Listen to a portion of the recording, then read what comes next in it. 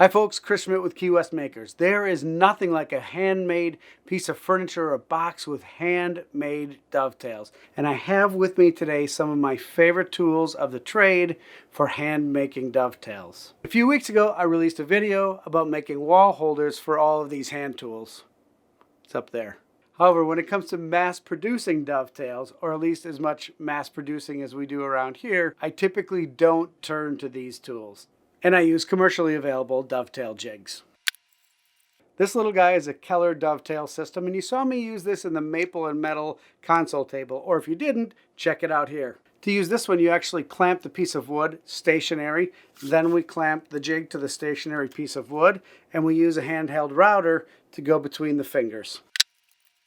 This guy is a Leigh RTJ400 jig, and it works a little bit differently. Yes, we still clamp the piece of wood in here, and we still use a router, but the router is fixed in a router table. It stays stationary, and instead we move the jig around the bit.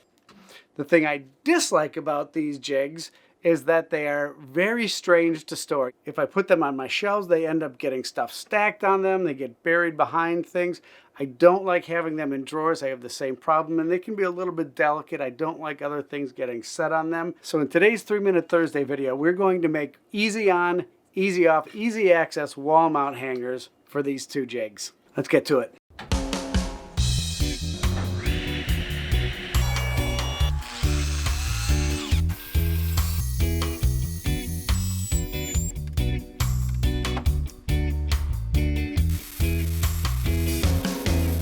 To get started, mark out the size you need for your dovetail jig on a 1/2 inch or 3/4 inch thick piece of plywood, giving yourself an extra inch to 2 inches on the top to mount the catches.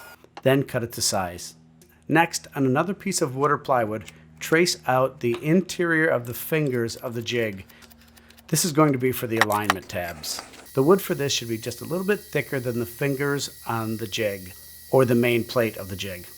You really only need one at each end of the jig, even though I made mine with several.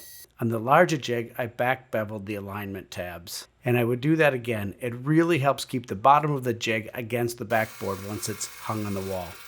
Optionally, you can make some fingers for the top side of the jig as well, which I did on my smaller jig. You can cut these out on the bandsaw and also do the back beveling there. Then some super fast sanding to make them all nice and smooth. Then trace their location on the backboard and glue them in place.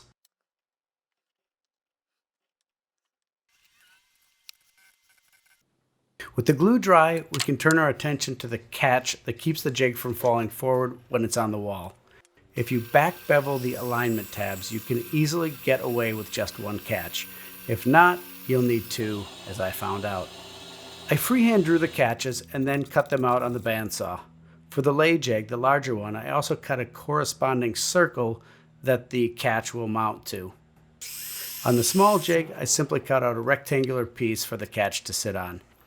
But make sure that the thickness of the piece that the catch mounts to is just a little bit thicker than the fingers of the jig itself or that plate of the jig itself.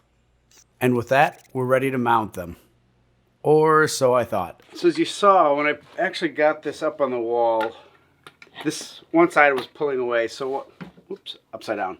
So I ended up adding another catch to the other side, but I think the better design is to back bevel the alignment tabs and just use one catch. So there you have it, folks. Easy on, easy off, convenient wall mount storage for those darn dovetail jigs. If you were inspired, entertained, or heck, even outraged by the video, please give us a like and subscribe to the channel. It's really appreciated and helps us out a lot. Thanks so much for watching. This is Chris Schmidt signing out from Key West.